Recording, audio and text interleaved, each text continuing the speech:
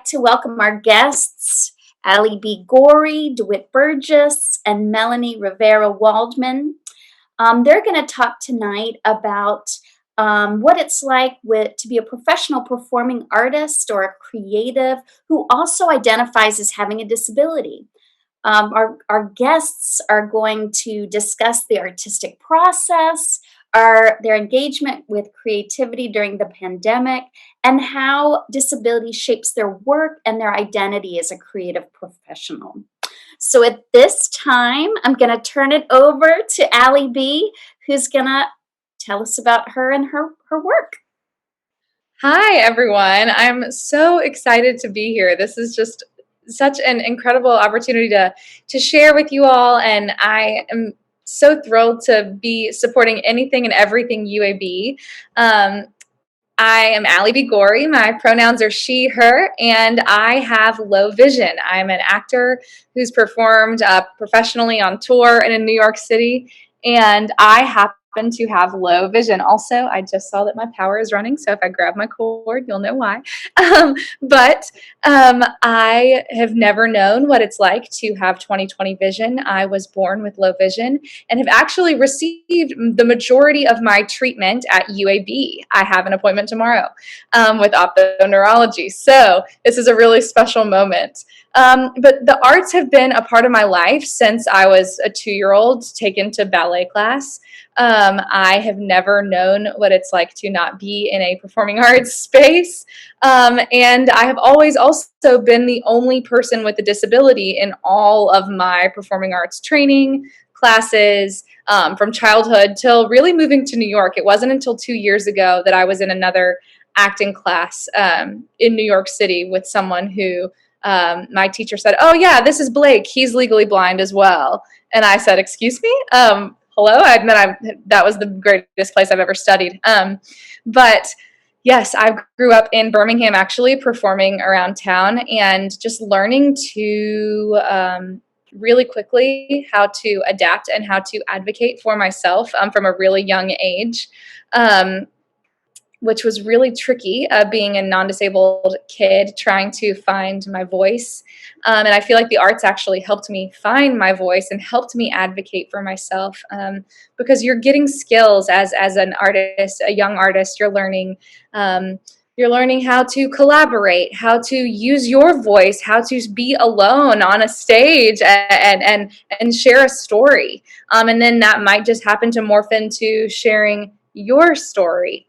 So I learned really quickly. I had mentors here, and the people who taught me my earliest advocacy skills as a person with a disability were my voice teachers and were directors in town. It was my voice teacher growing up that said, if you want to do this professionally, you can't ignore your disability. You have to advocate for yourself. You have to stand up for it. And that was one of the hardest days because I was a 12-year-old little girl, and when you're a kid, you don't want to be told you're different, and you don't want to be told that there are things you can't do. So I had to learn how to speak up and use my voice, and I grew into someone who did that. At first, I had to do it by writing an actual script for myself. So it felt like when I was being an advocate in the theater, or just say, for example, like if I take a dance class, I can only stand in the front row right next to the teacher. And I love to dance, and you'll see that a little bit later, but I have to learn in one specific spot in the room. And it took me a long time to be able to say, when the teacher says switch lines, I don't switch lines. When the teacher says do this, I have to do something else. And that's just one little way. But, if there's a blackout on stage, or if I'm navigating backstage, I have to have help. And I had to learn how to use my voice, or I was going to get crushed by a set piece, and we can't have that. So learn to advocate for myself, continued advocating for myself up until really college, and went off to school to study musical theater and as a person with a disability. But it was really interesting in the conservatory sort of college experience, all the advocacy that I had grown up, all those muscles I had grown up learning to flex, were kind of told, okay, Alie B, just like pretend like your disability doesn't exist. Like, it wasn't necessarily those words, but it was like, we're not going to talk about it. We're going to sweep it under the rug. Just like try to be as normal as possible. do whatever you can to make your eyes not cross. My eyes have this thing called nystagmus, which means they move all the time and they dance, and I can't control that. Just do whatever you can to fit in and look normal. And if I would ask my teachers, hey, are my eyes doing something? Or can I ask you about this? Like, I really need help in this area. They were like, you're fine, you're good, you're good. And it was like this elephant in the room. Which was really interesting because growing up in Birmingham, I had an organization called Songs for Sight that raised money for UAB's Callahan Eye Hospital, and I loved advocating. Like, I would advocate for myself and everyone else around me because it was in my blood by then. And going to school and being told no, keep your disability under the rug and just try your hardest to fit in was really tough. So then I moved to New York in 2015. No, 2015 is not. Yes, that is when I moved to New York. And immediately left on the road for some shows. And so I wasn't really in the city a lot until 2017. And that's when I had to learn how to flex those advocate muscles again. And it was really hard because when you're in a final callback for, Wicked on Broadway, you don't want to tell the choreographer or the director, hey, would you mind? I actually can't see these sides. It just feels really vulnerable and hard when you're in a really intense moment. And I had to really learn how to flex those muscles again and call on my little 13-year-old or 11-year-old self down in Birmingham who was learning how to do that for herself. So I learned again how to flex those muscles. And the more empowered I felt flexing those muscles, and hold on one second, I'm going to grab my charger just because I want to make sure that I don't lose you all. The more I learned how to flex those muscles, I started looking around the industry. And I started looking around the industry and seeing, there's not a lot of other people having to flex the muscles like I am, or at least I'm not seeing them in the auditions and I'm not seeing them on stage. So we got to fix this. Where are the people with disabilities? Because 25% of our country has a disability and no one's in audition rooms, or at least they're not talking about it. And sorry again, our charger is a struggle here, but I'm just going to plug this in real quick so I can make sure. Okay, we're good now. We are back. But it was tricky. And so I began with one of my close friends beginning to study representation in the industry and representation in theater. And I remember seeing the Broadway revival of Spring Awakening and thinking, oh my gosh, this is the first time I've seen disability on stage. And if you know about that show, it was a cast of half of the cast was deaf, half of the cast was not deaf. There was also other disabilities represented in the cast. Alie Stroker was in the cast. She's a wheelchair user. And from where I was sitting, the show was in ASL, but from where I was sitting, and because I have low vision, I was only on the front row, but because of my limited sight, I can't see facial expressions or really detail on the stage. And so I couldn't tell who was deaf and who was hearing. It was the most incredible experience because everyone was signing, everyone was collaborating, and it was the most radically inclusive piece of theater I had seen to that day, just because it felt like everyone was on the same playing field, everyone was working together. It was so beautiful. And I remember that night thinking, why is theater not this all the time? I went to go see more shows similar to Spring Awakening. A show called Sam's Room that I saw off Broadway really inspired me to do some of the work I'm doing now. I saw it with a best friend of mine who has a brother who has nonverbal autism and CP. And the character in that play, my friend said that was the first time I'd ever seen my brother represented on stage, and she had tears running down her face. And it was such a stop on the sidewalk and process for an hour kind of moment.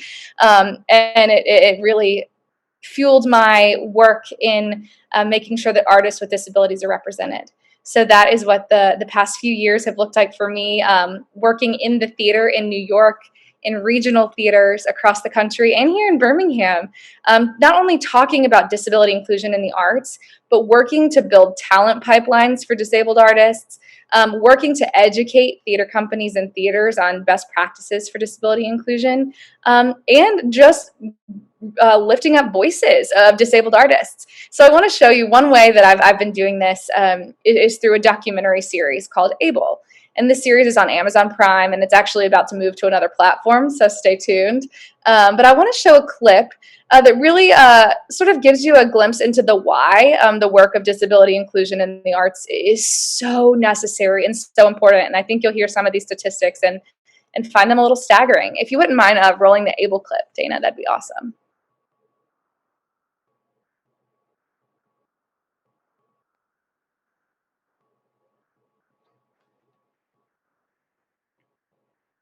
The number one thing that I would say to anybody in the industry is that disability is not a technical skill. It's a lived experience. When I see characters with disabilities, they often have these storylines that are very woe is me, and they're built to emotionally trigger the audience and be this inspiration porn. But people with disabilities are just human beings. I don't want people to feel sorry for me. We are here. We are trained. We are professional. We have hard work ethics. We are continually overlooked in the diversity inclusion discussion. We're the largest minority in the world. We're only 2% of the speaking images you see on TV. Of those 2%, 95% are played by non-disabled actors. It's just infuriating because we're here and we have talent. Open your mind to knowing that there are people out there who can. Representation is so important because I don't see people like me, and it's a reminder that I can do this.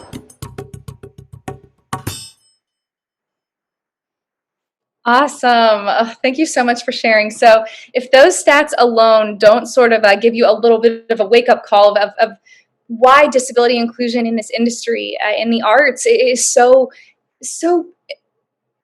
important and pivotal and crucial. I hope that that little clip gave you a little taste. So after working on Able and sort of touring with film festivals and in that circuit for a while, I began thinking, okay, well, now it's time to do the work. Now it's time to create with disabled creatives. Now it's time to prove that disabled artists can do exactly, if not more cool things than non-disabled artists. So I began getting together with my disabled musical theater friends. Musical theater is my medium of choice, singing, acting, and dancing. Wanna have all three. And so I've worked with two friends who I'm really close with. My off-Broadway debut was in a show called Bastard Jones with my friend Evan Ruggiero, who is a tap dancer, a fierce rock vocalist, and he happens to be an amputee. And he's a tap dancer, really incredible. And then my other friend, who I'm going to show you in this next clip of us performing together, his name's Blake Stadnick, and he's the one who was in my acting class, who I walked in, and all of a sudden, after years of being in New York, there was another actor with low vision in my class who I could talk to. Blake went on to be on This Is Us. So if you've seen the latest season and you see the Legally Blind actor, that's my pal. But this next clip is a clip of Good Morning from Singing in the Rain. And it's actually the original choreography. And we wanted to do this sort of to say, wake up to the industry, and to prove that disabled artists are ready, they have talent, and there's no excuse to say, well, we couldn't find one, because that's what we get in the industry a lot. So if you wouldn't mind rolling Good Morning, just for a different clip of seeing some disabled performers in action. Good morning. Good morning. We've talked the whole night through. Good morning. Good morning to you. Good morning. Good morning. It's great to stay up late. Good morning. Good morning to you. When the band began to play, the stars were shining bright. But now the milkman's on his way, and it's too late to say goodnight. So good morning. Good morning. Sunbeams will soon shine through. Good morning. Good morning to you. And you, and you, and you. Good morning. Good morning. We've gapped them all night through. Good morning. Good morning to you. Nothing could be better than to be in Alabama. Good morning. It's great to stay up late. Good morning. Good morning to you. Might be Mississippi if it wasn't Mississippi. When you left the movie show, the future wasn't bright. But came the dawn and the show goes on. I don't want to say goodnight. So say good morning. Good morning. Rainbows are shining through. Good morning. Good morning. Bonjour.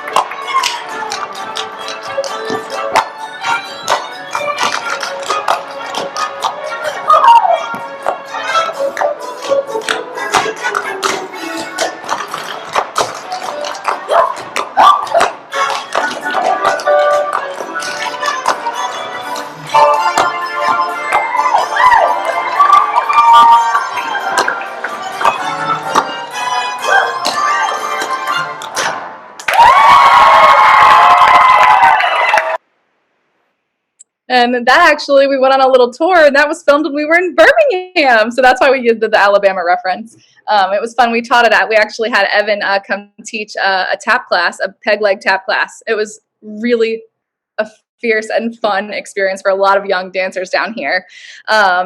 Also just so fun to bring all your New York friends to Alabama. But that is all I'm going to share with you for now. Just a little taste of some of what I do. And this is truly disability inclusion in the arts is why I feel like I am here on the earth. So I'm just so happy to be here with you. And now I'm going to hand it over to Dewitt, I believe. Right, Kimberly? Yes, that was awesome. Thank you so much, Alie B. And yes, I'm so excited to introduce Dewitt. Dewitt, please share with us. Hello, I'm Dewitt Burgess, and I'm from Bronx, but currently live in Yonkers, New York. And I've been doing acting for a long time, but mostly throughout in New York City, in the Public Theater, twice, the Pit Theater, Stella Alder, and starting 2013, I became part of Collab, full-time actor, and not just an actor, a self-advocate for autism, and part of the leadership committee. In case who doesn't know about Collab is, I'll explain what Collab is. Collab is a theater group that allowed any elected or development disabilities. And Collab stands for Creative Opportunities Without Limits and Boundaries. And for years, Collab has been doing shows. Wasn't original. We just make different shows from the get-go. And one of my videos shows a preview of the show we did in 2019 called Hidden Away, the Pirate Adventure, Mystical Adventure. So Dana, could you show the video?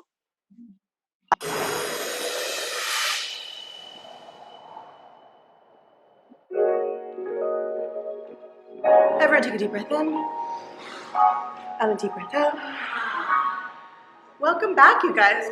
Collab exists to provide individuals with developmental disabilities a creative and social outlet through theater arts.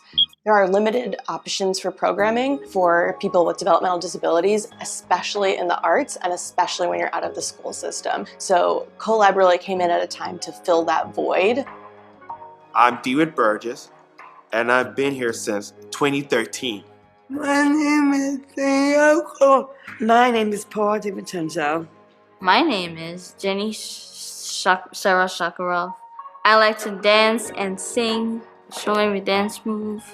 She was nonverbal, and it didn't happen right away. We added musical theater and singing into our programming, and she blossomed. What I'm doing here at Collab is to learn new things and give them the performances and shows and skills of a lifetime. I'm Captain Jack Blowfish. The Foxy Donuts is my shit. I make my own journey in Collab. Like to be my own disabilities. I want to perform. I want to project. I'm the next American Idol. I always wanted to be an actor, but because of my feet impairment, I didn't think I'd be a good actor. Danielle was told she was never going to be able to be an actor, but when Collab showed her that there are so many things that go into being an actor, it really opened her eyes.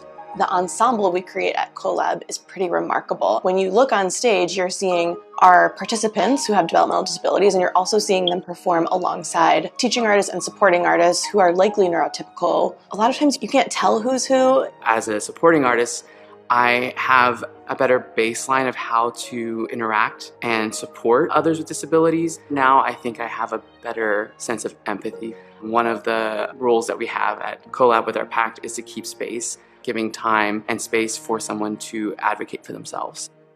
I have been a teaching artist with Collab Theater Group for almost 8 years now. I don't feel any different than when I'm with my ensemble versus when I'm out in the world. We're working towards one common goal.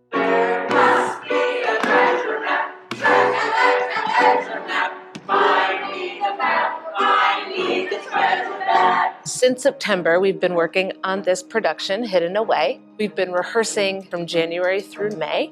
It is a challenge to memorize your lines and the lyrics and remember your cues. I play Leo, who have Down syndrome, who have a best friend, so I will add to that. I like the part of collab. Do like rehearsal. I made friends at collab.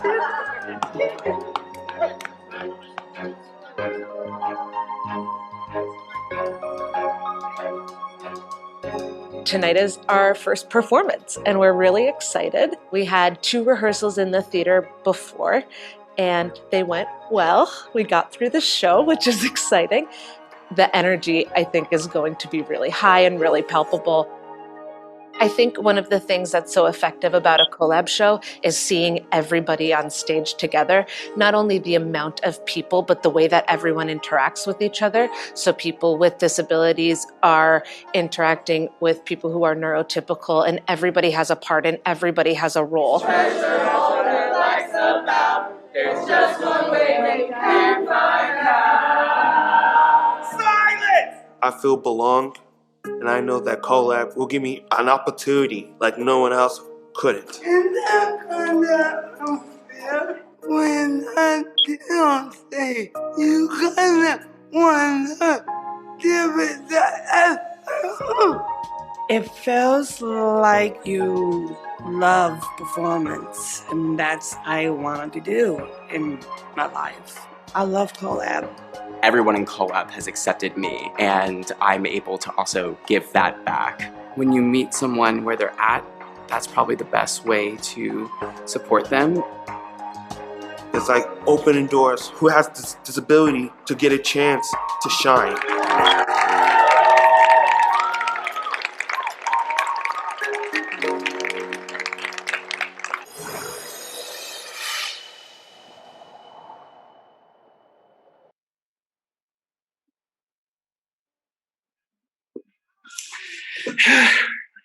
Okay. And for over the years, Collab is continue on to do more shows.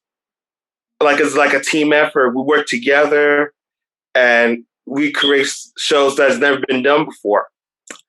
And one time, during my years in Collab, I done an article for Baltimore, which is a pretty amazing article.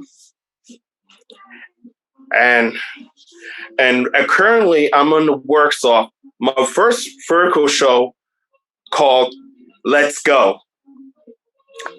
And before we get to the next video, I'm going to tell you more about myself, part of the collab. You could go, Dana.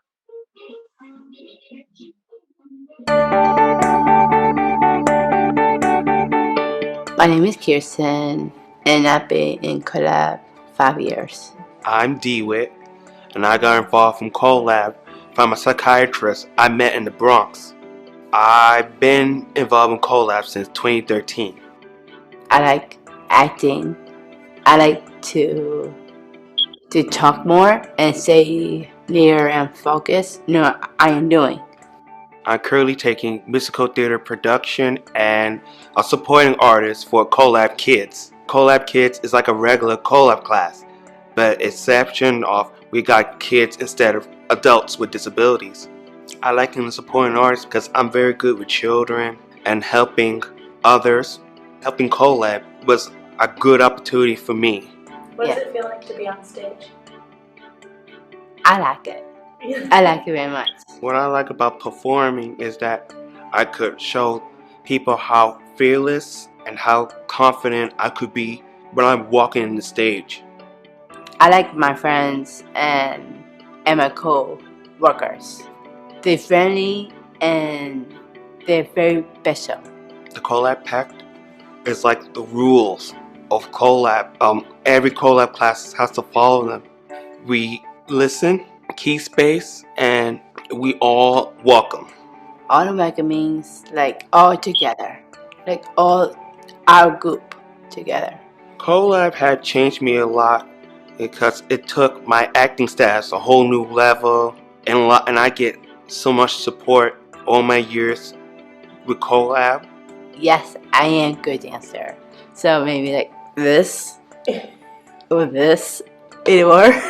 And I do this like we live like we do in the beach, like you're in the beach party. If I have one word to describe Collab, awesome. I just love collab. That's why it's fun. I want you to come to collab. Because in Collab, it's about understandings, support, and team effort, and throughout theater arts. It was all the videos has been really done. It's done with me and Collab, and I want to say I'm glad everybody who's in the panel. I'm glad you all joined here to be here to witness. And now I want to pass it on to Melody. Thank you so much, Dewitt. That was amazing. I loved getting to see you perform too. Melanie, I'm so excited to hear from you as well. So we're gonna toss it your way. Yay! Thank you both. Thank all of you so far. UAB, thank you for having me. And I am so excited to be here today. My name is Melanie Rivera Waldman. My pronouns are she, her. I am an actor, a dancer, a singer, and I am a right arm amputee below the elbow, which you can see visibly. I am wearing a maroon sweater and a black and white striped t-shirt. I am so grateful to be here. Like I said, thank you, Alie and Dewitt. I loved learning more about you both as artists. We've gotten a chance to talk a couple times, but seeing everybody's footage is always a really cool way to get a little bit deeper under everybody's story levels. So I'm really excited to do that and tell you guys a little bit more about myself. So like I said, I am an actor. I went to school and got my BA in theater studies before I became disabled. I have an acquired disability, meaning I lost my arm at the age of 22. And I'll get to more of my story in just a moment. I have a clip of a mini doc, but to just kind of give you a little leeway into that, I, like I said, became an amputee in 2013. I was working in Walt Disney World, which is, there's a Mickey Mouse hat behind me. That's from my college program there. And I was hoping to become a princess. I wanted to be an actor in Disney World and then go on to be a performer. I began acting at age 8.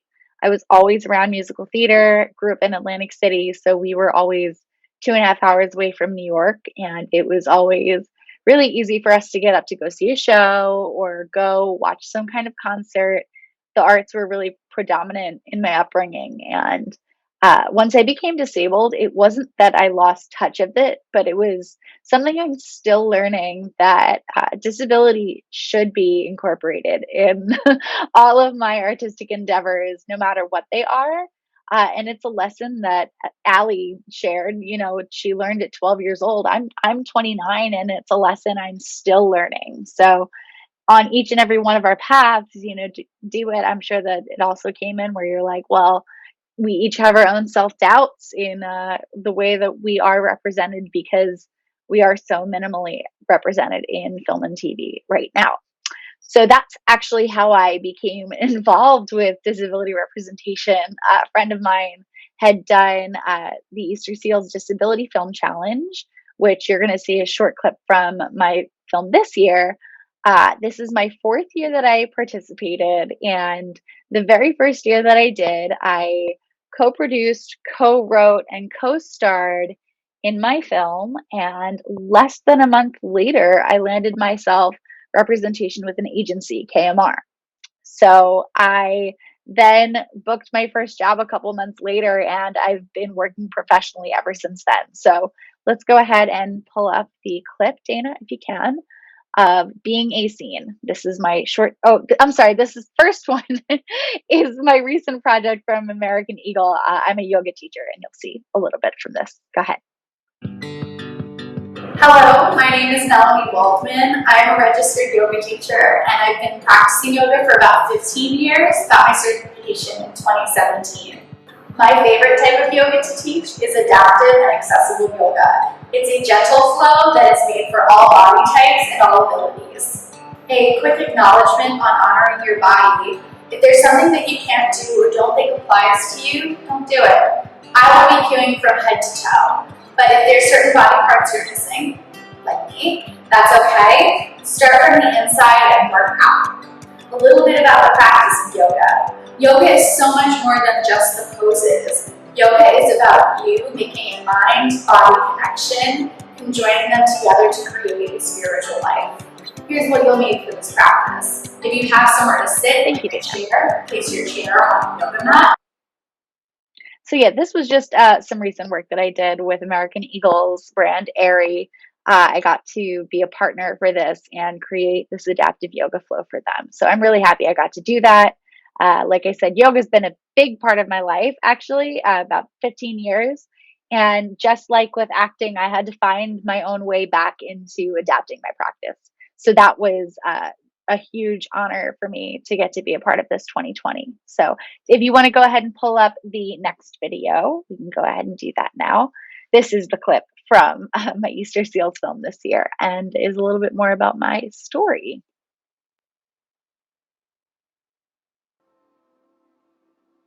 In 2013, just after college graduation, my arm was amputated below the elbow.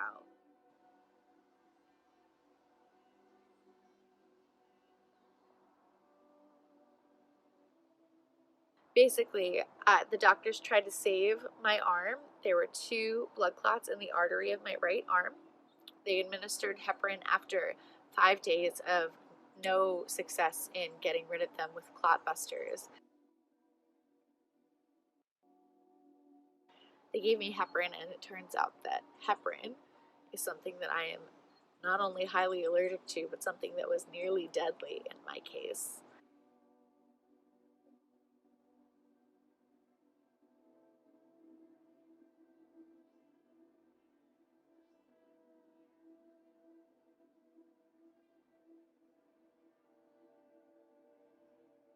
"31 days post-amputation, I moved back home with my parents. It was a huge struggle. I wanted more than anything to have my independence back, but at the same time, I realized how fortunate I was to be able to come back home, where I am still today, and where I am now seated.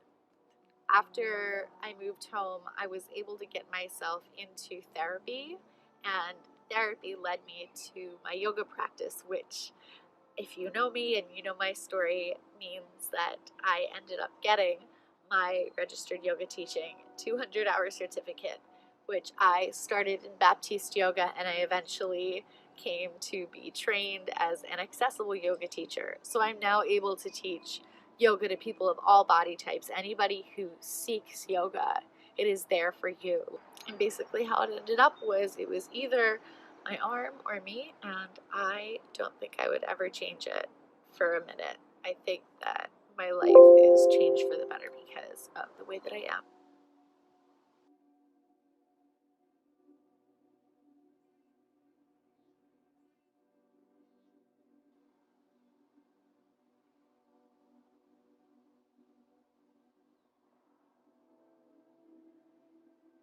So my light comes from where my story began.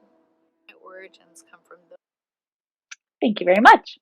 So that's just a little clip that is available on my website, MelanieRiveraWaldman.com. It's just a 5-minute short film, but it was a huge honor to be able to get to tell my story like that from the origins of where I started and really come back to where I work now professionally and how I got here. So you kind of saw the end of that. I acknowledge all the people in my life who got me there. And that first person kind of coming out of the woods was my high school drama teacher. So all the people in my life who really supported me uh, ended up really physically supporting me in my film. So it was a really cool experience. And I'm really grateful that they gave us the chance to do that this year. Easter Seals, every year, the rule is that, if you want to be a part of a filmmaking team, just one person on your team has to have a disability. They can be in front of or behind the camera.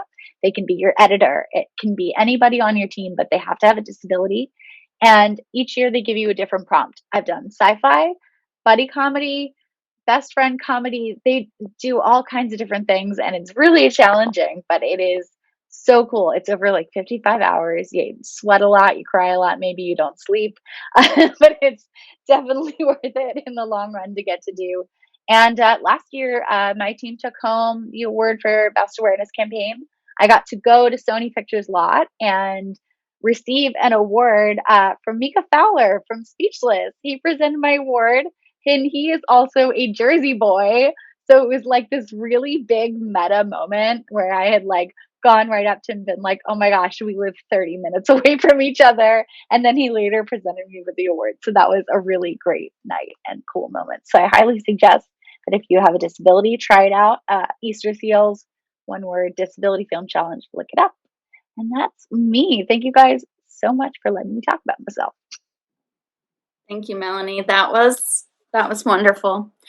So now I want to just turn it over to questions. So I do have some questions, but if anyone has any questions out in our audience, please feel free to pop them in the chat box and we'll get to those. My first question, and this wasn't a planned question, but it just came up as I was watching all your performance videos and your videos, but will you please tell me what you feel when you're performing? And we'll go in order. Let's go, Alie B.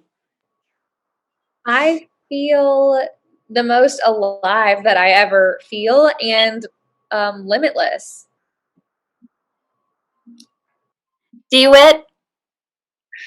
It's like some type of magic or spark.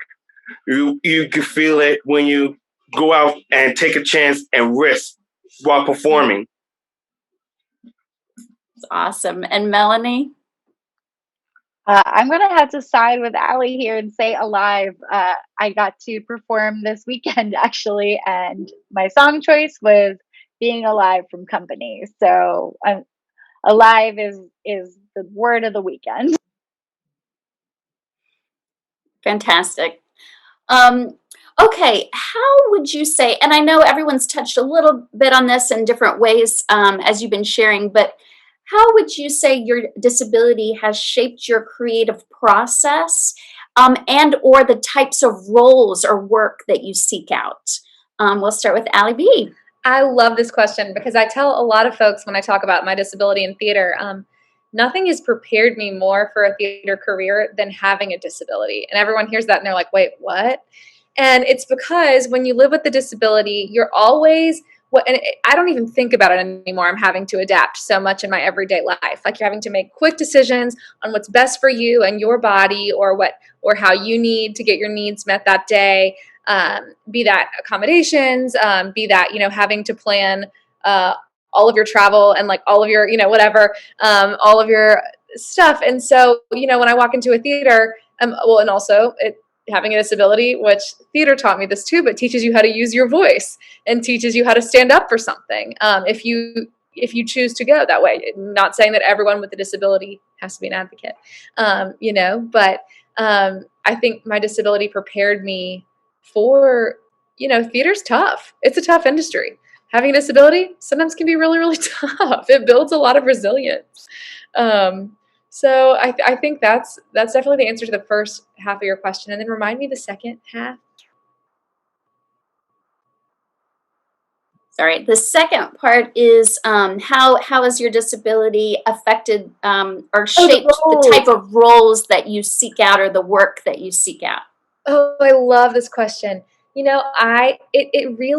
I used to feel as an artist, especially my first few years in New York, like I was at the mercy of everyone else. Like I'll take whatever job I can get, and like I'll do anything, and I just want to be on stage. And I played a lot of children because I look young, and a lot of underdogs, which is interesting. I tend to play those types of roles. But now, having built up my resume a little bit, and when I go into auditions and I go into rooms, I'm thinking, is this an accessible and inclusive casting team?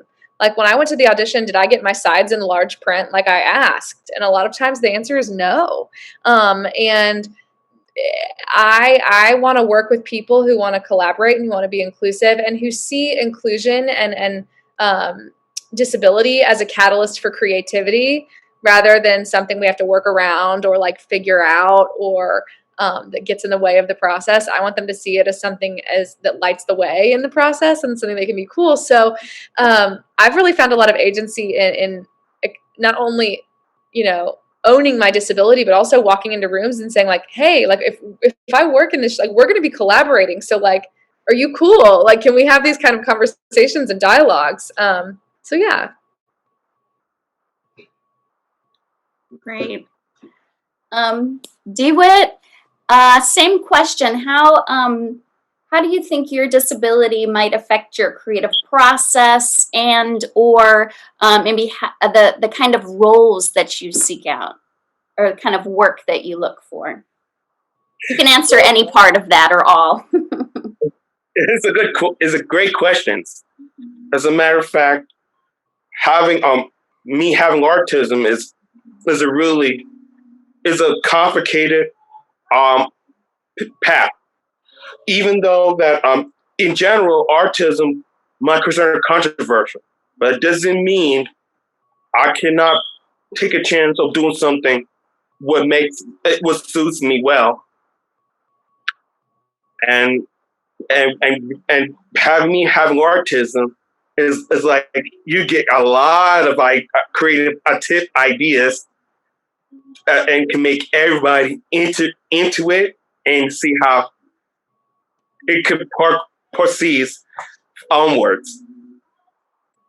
And as for find a role to seek out, I'll just to find a role that it could relate to me or my personality, but more or less I could be open to any type of roles that I'm really, really comfortable with. Thank you. Melanie, same question. Thank you.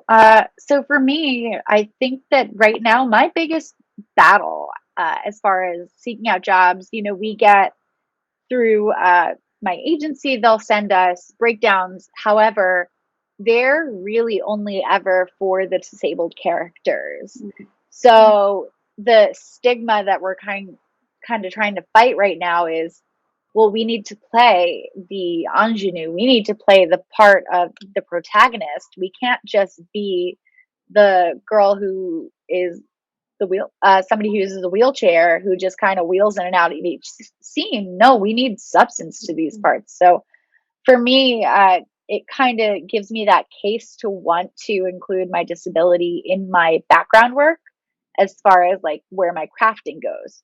So also another part of that is sometimes with these breakdowns, they'll say, okay, your character wears a prosthesis, which I do. I wear my prosthesis, my Tasca hand, which I'll talk about a little bit later. I'm currently not wearing it because it causes chronic pain. So for me, if the job says the character needs to portray somebody who wears a prosthesis, my follow-up question to production and the team is, how long will I need to wear it? Is it absolutely necessary that the character needs to have this? Because here's how long I can wear it, or here's where my hangups are with this and where this gets complicated. So it's really like a give and take. I think that if production teams do want to work with people with disabilities, it's something to be mindful of, that we all have accommodations, things to adapt to, or even things that we're like totally fine with. I prefer to work without my prosthesis. but I'll work with it if I absolutely have to and make the time to do that. So it just kind of depends on the role and what exactly they're seeking for their character to do. Thank you, Melanie. Okay, so we do have some questions from our audience. We only have about 11 minutes left. So I do want to bring up one more question before we turn it over. And that is, when the three of us spoke, I guess it was last week, or I don't know when it was, but when we had our planning time, we talked a little bit about discomfort, feeling discomfort in difficult conversations, leaning into uncomfortable conversations, but how important that is for growth. Anybody, if you all want to answer, great, or but I'll start with Alie B if you want to have something to say. I just would love to get your thoughts on that. Yeah, so it's interesting, right? Because a little bit over 1/4 of our country has a disability, 26% of Americans. But think about it. Even when we grow up and we are in the grocery store with our parents and we see someone who might, I don't know, might have a mobility disability or have a guide dog, and your parents will say, "Hey, honey, don't look, don't stare, don't do this." And we're kind of conditioned to see disability as something that we look away from or that we don't acknowledge, or we're just like almost told to be uncomfortable around it, quite frankly. And that's just what the deal is. And so we have to do a lot of unlearning and willing to sort of get uncomfortable. I know that's come up a lot with everything going on in our world lately, but the willingness to sit in discomfort and learn what you don't know instead of feeling the shame and like the guilt and the, oh, I don't want to mess up or say the wrong thing. I mean, a lot of times people, I even start a lot of disability trainings with, let's all say the word disability, because we've all been taught like to say our differently abled friend or our special friend or, handicapped, or all these words that were made up by non-disabled people to make themselves feel a little bit better about disability. But say the word, call a spade a spade. Like, it starts with just like working on your everyday. Are your friends with disabilities in your life? Do you have family members with disabilities? How are you talking to them? Like, what are you watching any content or reading any books or listening to podcasts by disabled creatives? Like, how are you, if disability is something you're not comfortable around, what are you doing to learn and grow? But yeah, you gotta get a little uncomfortable. It's okay. I mean, working with deaf actors for the first time, I didn't know because I can't see the ASL. And there's like all this stuff that I've had to work on. So I was real uncomfortable and I had to lean the heck in because that was an awesome experience. But yeah, even people with disabilities it doesn't make me comfortable with every disability in the world. Like, we're all learning and we're all figuring it out. Thank you. Dewitt? I agree with Alie. And I want to also want to include that I know that we're all born different. And if you're born different, doesn't mean, and I know certain people wants to be like everyone else, but it's not always going to be true. Even though we're all born different, but doesn't mean we cannot think or achieve the same. And as having autism, it's kind of it's like a challenge with it inside the theater group and outside. Mm-hmm. I know it's not easy to fit in, but what matters are just only be comfortable who's okay with me having autism or for me as a person. And in theater group, it's like, I know this not happen, but when I go to collab and other theater groups like Blue Laces, I know that everybody has different type of disabilities, but our common goal, including mine, we always work together during rehearsals and performances alike. That's great. Thank you. Melanie, your thoughts? Yeah, just what everybody has said so far is so beautiful. You know, there's a lot of discomfort surrounding disability. And I think that during this time of COVID, especially, what a lot of us kind of have already been experiencing, me personally having lupus, I am a homebody. So being at home all the time has been my safe spot to create. And I think that that's been something to share with a lot of my non-disabled artist friends, that like, hey, it must feel weird for you. You thought you were going to go into this for 2 weeks, but here we are 6 months later, you know. And people always ask, like, how do you stay so creative? It's a survival tactic for some of us, really. And for myself, it's been my guiding light, and I'm so grateful that there are programs that have shifted to online. New York studios I've always wanted to go to that are online, and I know Dewitt just did. I'm sure its collab is online. I'm not sure. I didn't even ask. Is it available? Because there are some programs that are, some that aren't. But I just recently got done some of my own, and I'm really grateful that those are available to us all. Thanks. And Melanie, you did remind me that I wanted to see what, you know, how you guys are responding to the pandemic in terms of your work. And did you have any, I mean, Melanie, you told us a lot, but did you have anything else that you wanted to add to that? Just a little anybody, this is my other thing. I love to do like crafting.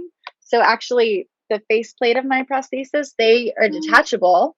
So I take vinyl stickers, and this one's like a watercolor, but for Halloween, I made one that was Jack Skellington. I was Sally, and then I was Buzz Lightyear, so I have a galaxy one. And I'm working with the manufacturers so that they can give me a couple more faceplates to play with. And if you've heard of a Cricut maker, I'm going to try to get a Cricut stencil so that everybody who wears one of these types of prosthesis can just print out a sticker of whatever they want, and that's their design. So that's how I'm staying creative. That is awesome. Wow. Dewitt, will you tell us a little bit more about the video project? I know you mentioned that you had a video project going on. Oh yes, my video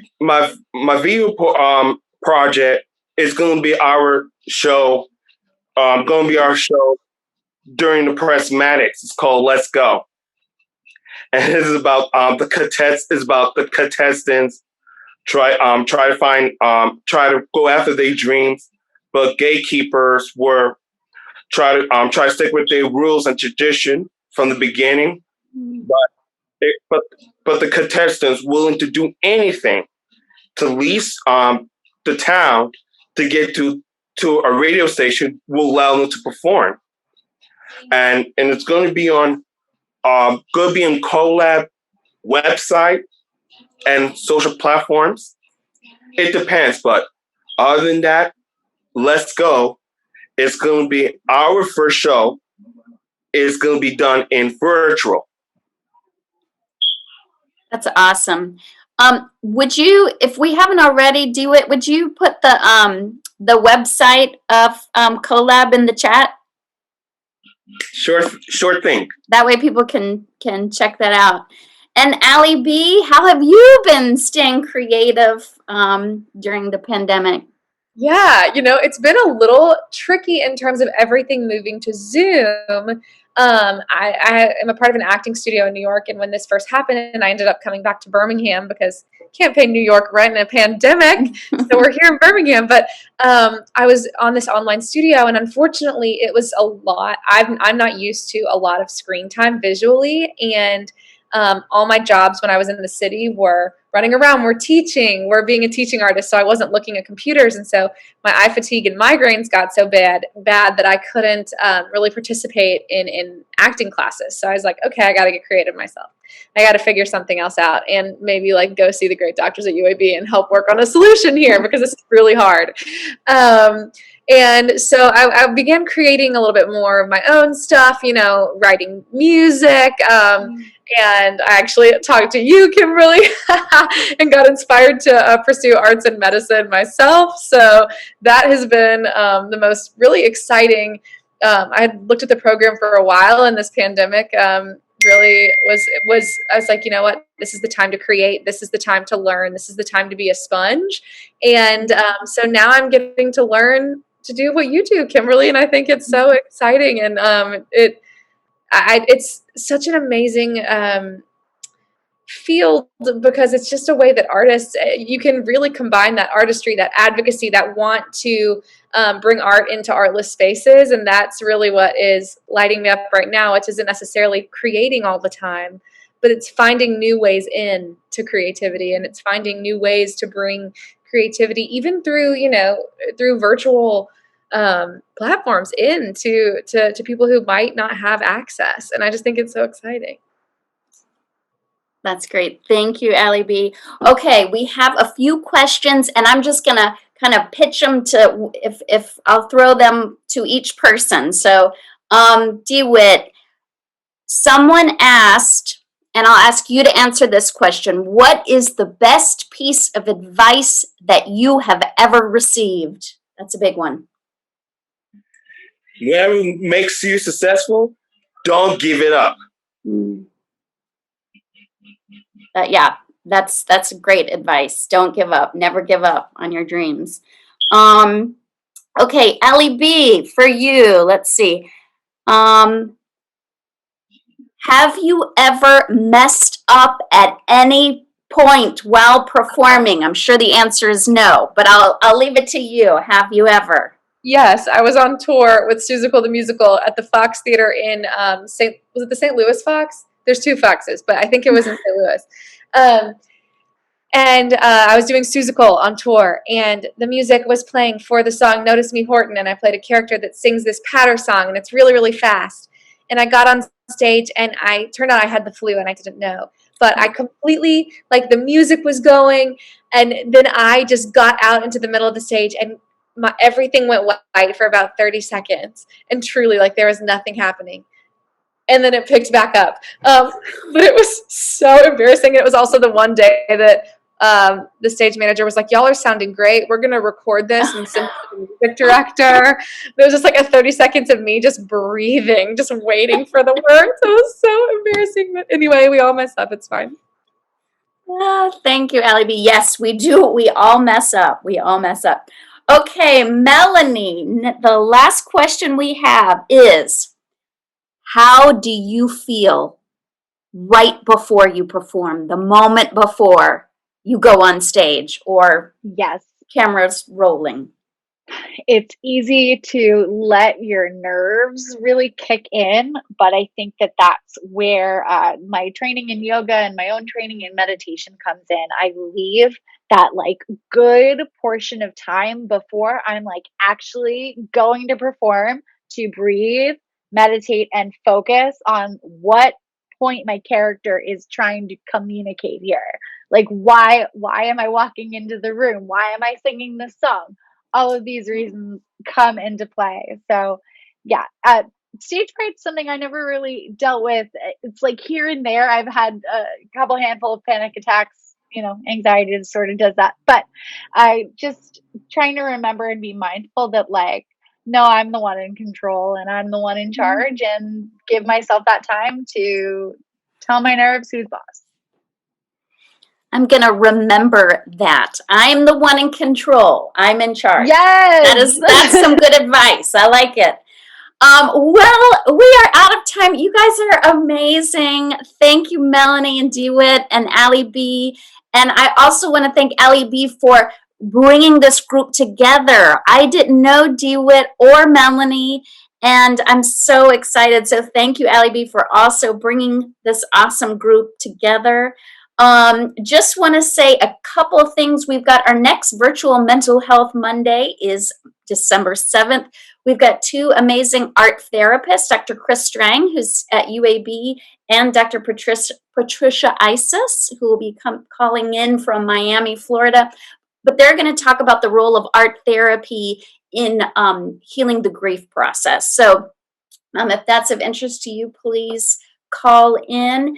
And I'm also excited that we will be doing another Art and Disability Virtual Mental Health Monday in 2021, where we're actually going to talk with people from CoLab, from the executive director, artistic direction side. Again, Alie B. And then I've got some friends who are doing awesome things as well in arts and disabilities. So with that, thank you all for being here. Thank you, thank you, thank you again. Thank you, Dana. And take care. Bye, everyone.